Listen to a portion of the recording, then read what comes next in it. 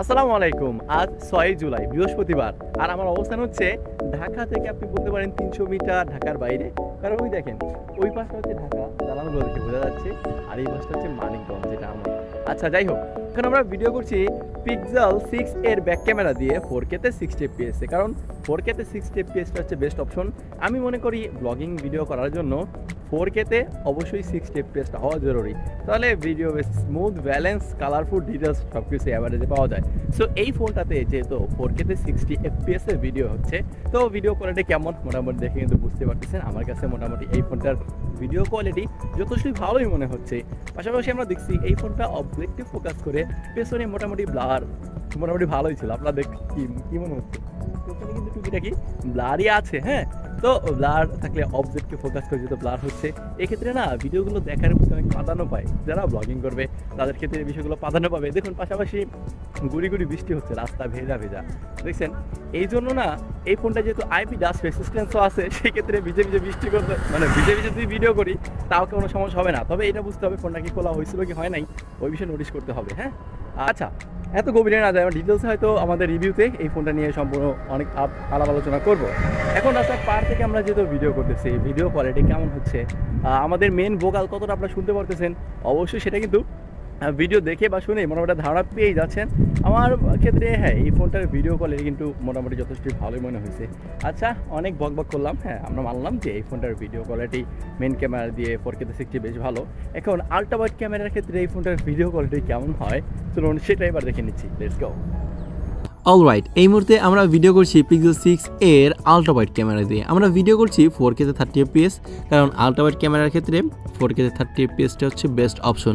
তবে 60 fps থাকলে একটু বেটার হতো। তবে হ্যাঁ, এখানে কিন্তু 114 ডিগ্রি মতো একটা ওয়াইড অ্যাঙ্গেল ভিউ নিতে পারতেছিল, যেটা আমার কাছে একটু কমই মনে হইতেছে। আর হ্যাঁ, আমি কিন্তু পরবর্তীতে এই ভয়েসটা কাভার করছি। আর আরেকটা বিষয় আপনারা জেনে হয়তো অবাক হবেন, আমি কিন্তু সম্পূর্ণ এই ফোনটার এডিট প্রসেস, ভিডিও সব কিছু পিক্সেল 6a দিয়েই করছি। সো সেক্ষেত্রে মোটামুটি কিন্তু ধারণা পেয়ে যাচ্ছেন এই ফোনটা দিয়ে ভিডিও, এই ফোনটা দিয়ে আবার এডিট। আচ্ছা, এবার আমরা ফোন ক্যামেরা দেখে নিই। সো এই মুহূর্তে আমরা ভিডিও করছি পিক্সেল 6 এর ফোন ক্যামেরা দিয়ে। আমরা ভিডিও করছি 1080p তে 30 fps এ, কারণ 1080p 30 fps হচ্ছে ফ্রন্ট ক্যামেরা ক্ষেত্রে বেস্ট অপশন।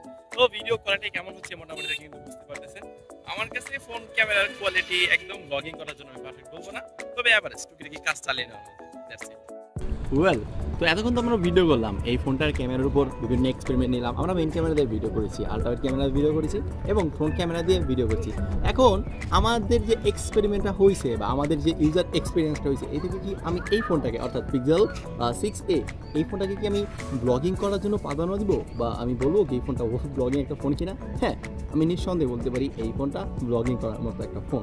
কারণ দেখুন, এই ফোনটা দিয়ে ভিডিও করার পরে বা এক্সপেরিমেন্ট করার পর আমাদের যে সকল নোটিশগুলো হাতে আইছে, দেখুন এই ফোনটা কিন্তু কালার অ্যাকিউরেসি বেশ ভালোই ছিল, কালার কন্ট্রাস্ট হ্যাঁ এই ক্ষেত্রেও ভালো, আর ডিটেলসগুলো কিন্তু আমরা পিক্সেল 6 এর ক্ষেত্রে বেশ ভালোই পেয়েছি। হ্যাঁ, ওই যে আপনার পিক্সেল 6 যেরকম রেজাল্ট পাইছি ওইরকম সেমি রেজাল্ট অলমোস্ট দিতে পারতেছিল এই ফোনটার।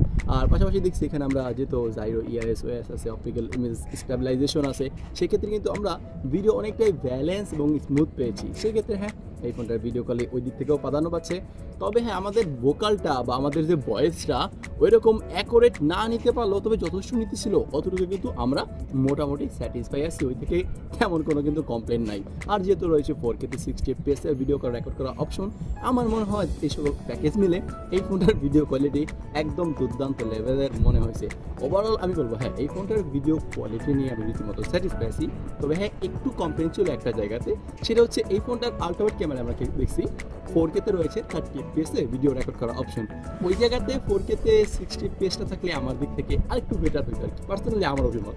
আর পাশাপাশি দেখলাম এখানে রয়েছে আবার 114 ডিগ্রি মতো একটা ওয়াইড অ্যাঙ্গেল ভিউ নিতে পারতেছিল। অন্যান্য ফোন যেখানে 120, 23, 24 পর্যন্ত ওয়াইড অ্যাঙ্গেল ভিউ নেয়, ওইখানে 114 ডিগ্রিটা একটু কম হয়ে যায়। যারা এই ফোনটা দিয়ে যাচ্ছে যে মোটো ব্লগিং করবে, হয়তো তাদের ক্ষেত্রেও একটু আক্ষেপ থাকবে বা একটু কমপ্লেন থাকবে। তবে ওভারঅল আমি বলবো হ্যাঁ, এই ফোনটার ভিডিও কোয়ালিটি আমি যথেষ্ট satisfy. Details, quality, sharpness, colour accuracy, overall সব দিক থেকে আমার কাছে এই ফোনটার ভিডিও কোয়ালিটি বেশ ভালোই মনে হয়েছে। তবে আমি লাস্টলি একটা সাজেশন দিব, আপনারা যা ভাবছেন যে শুধুমাত্র ব্লগিং করার জন্য এই ফোনটা কিনবো, আমি বলবো কি আপনারা এই ফোনটা না নিয়ে ট্রাই করেন হচ্ছে পিক্সেল 6টা নেওয়ার জন্য। কারণ 6টা আমার কাছে আর একটু বেটার মনে হচ্ছে, জাস্ট হয় 18-20 রেজাল্ট রাস্তার পাশ থেকে ভিডিও গেল। সো নয়েজ কেমন পেয়েছেন মনে হয় ধারণা হয়ে গিয়েছে। সো এই ছিল আমার মতামত। আমি বলবো আপনারা এই ফোনটা না নিয়ে যদি শুধুমাত্র ব্লগিং করার জন্য ফোন নিতে চান তাহলে এই ফোনটার দাম হচ্ছে আপনার 28,000 টাকা, আর পিক্সেল 6টার দাম পড়বে হচ্ছে 31 থেকে 32,000 টাকা। তো 2,000 টাকা ব্যবধানে আমি বলবো যে আপনি পিক্সেল 6টা নিয়ে ট্রাই করেন, যেটা থেকে হয়তো আর একটু বেটার কোয়ালিটি আপনি পেয়ে থাকবেন। সো আজকে ভিডিও পর্যন্তই।